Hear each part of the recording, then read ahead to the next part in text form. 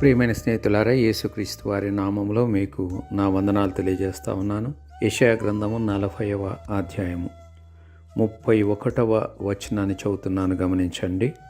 యెహోవా కొరకు ఎదురుచూచువారు నూతన బలము పొందుదురు, పక్షిరాజుల వలె రెక్కలు చాపి పైకి ఎగురుదురు, అలయక పరిగెత్తుదురు, సొమ్మసిల్లక నడిచిపోవుదురు. ఎవరైతే దేవుని కొరకు ఎదురు చూచేవాళ్ళుగా ఉంటారో, దేవుని మీద ఆధారపడేవాళ్ళుగా ఉంటారో, యాక్చువల్గా ఇంగ్లీష్లో వ్రాయబడిన మాట those who wait on the lord అన్నమాట.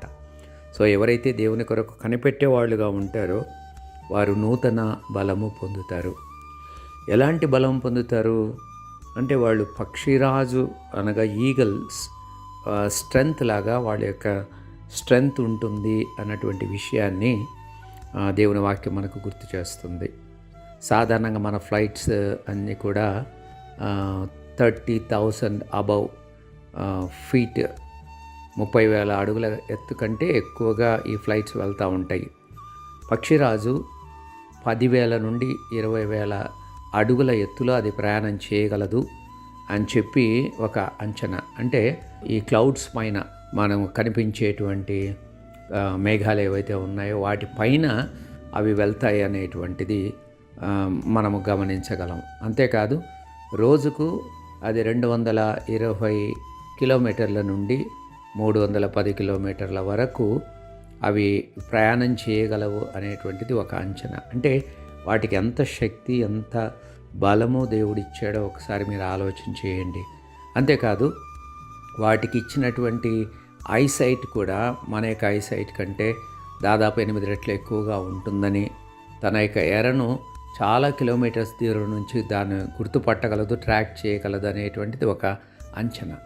అనగా ఈ యొక్క పక్షిరాజు ఈగల్ ఏదైతే ఉందో, మనం కూడా దేవుని మీద ఆధారపడినప్పుడు మన బలము రెట్టింపు అవుతుందండి. మన ప్రయాణంలో దేవుడు మనకు కావలసిన బలాన్ని అనుగ్రహిస్తాడు. మనం అలయక వెళ్ళగలిగిన పరిస్థితి. అంటే ఒక్క రోజుకు అది 200 కిలోమీటర్ల నుండి 300 కిలోమీటర్లు ప్రయాణం చేయగలదు. అంటే ఎంత శక్తి, ఎంత బలము దేవుడు వాటికి ఇచ్చాడో ఒకసారి ఆలోచించేయండి. మనం దేవుని మీద ఆధారపడినప్పుడు దేవుడు మన యొక్క బలాన్ని అలాగా వృద్ధి చేస్తాడు. మన యొక్క బలము అలాగా నూతనమవుతుంది అన్న విషయాన్ని మనం గుర్తుపెట్టుకోవాలి. అంతేకాదు, దేవుడు మనకిచ్చేటువంటి విజన్ కూడా దేవుడు అలాగా మారుస్తాడు.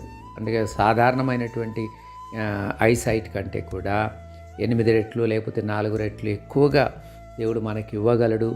మనం అలయక పరిగెత్తగలిగినటువంటి వాళ్ళంగా ఉంటాం. కాబట్టి ఈ వర్తమానాన్ని వింటున్న మీరు దేవునిపైన ఎడతెగక ఆనుకునండి, దేవుని కొరకు ఎడతెగక కనిపెట్టండి.